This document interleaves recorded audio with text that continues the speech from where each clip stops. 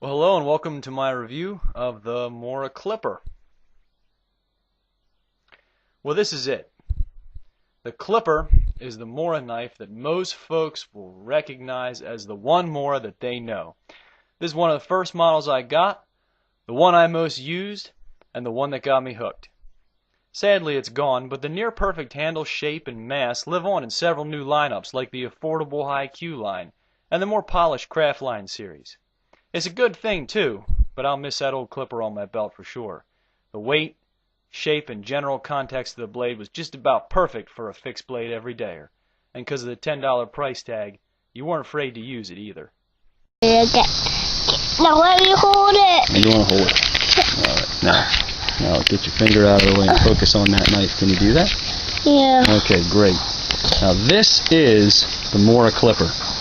When you type in Mora Knife Review on YouTube, this is probably the one you're going to get.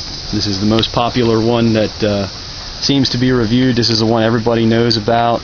This is the one that everybody looks for information on. Sadly, the Mora Clipper isn't made anymore, at least not in carbon steel. They might be still making the stainless version, but this is the only Mora that I ever used till I finally destroyed it. I used it to baton, and I smacked the handle apart batoning, and then I had repaired it with some I used what did I use, Micah? JB Weld. I used JB Weld on the handle and kind of molded it, and it worked pretty good. And that actually held it in there. The little tab tang goes down about that far, and it worked.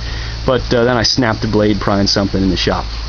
The blade's clearly stamped Mora of Sweden, and attaches into its little plastic sheath nicely. Clips in securely. Can I hold the sheath? Yeah, you can. Here, hold on a second. Wait. Alright, let's put it back here. You can hold the sheath. Pops out securely too. There's a little clip on the sheath right there.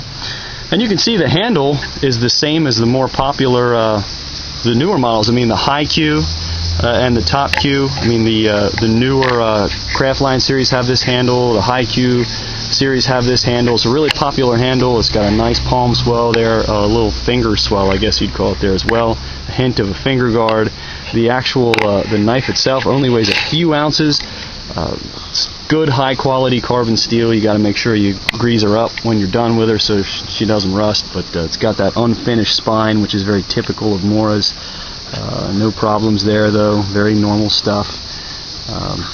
This is one of my all-time favorite Moras simply because it's the one I used the most and just got accustomed to it. And it's a sad day that they stopped making it. But I still have one.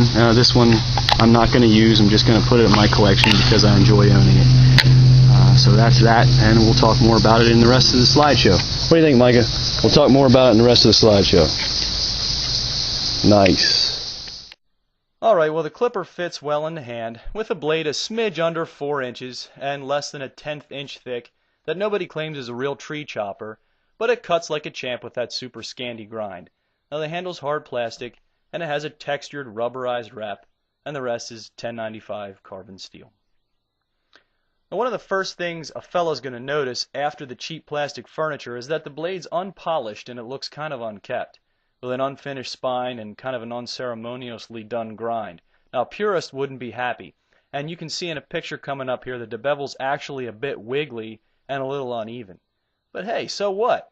I mean, I dare you to find a knife in this size at any price that'll outcut this thing. It really is that good. And it deserves a spot on any hard user's belt.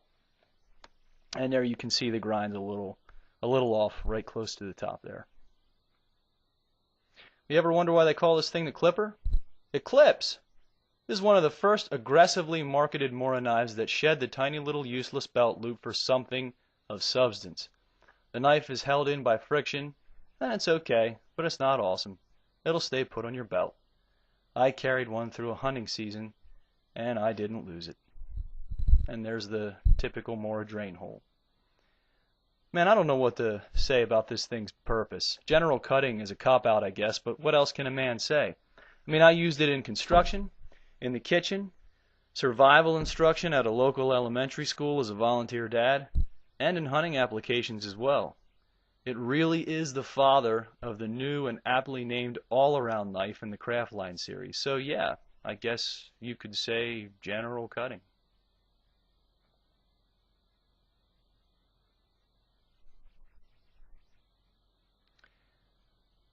Now the carbon clipper was the precursor to Mora's rebirth as a modern knife maker.